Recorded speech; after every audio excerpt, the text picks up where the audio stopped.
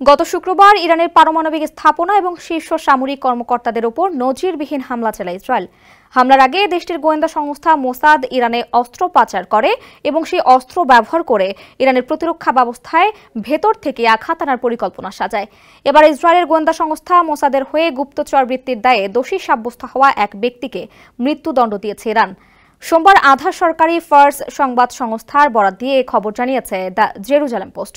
মৃত্যুদণ্ড দেয়া ওই ব্যক্তির নাম ইসমাইল ফেকরি।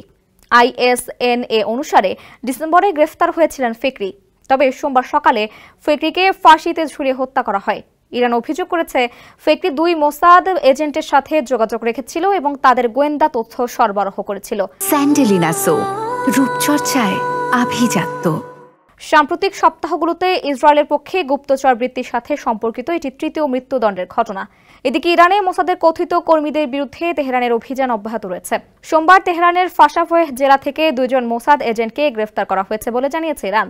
এ সময় ওই 2 সদস্যের কাছ থেকে বিপুল পরিমাণ বিস্ফোরক, ড্রোন সরঞ্জাম উদ্ধার করা হয়। ইরানের বিচার বিভাগ জানিয়েছে এই ফাঁসির রায় ইসরায়েলের গোয়েন্দা নেটওয়ার্কের জন্য বড় একটি আঘাত।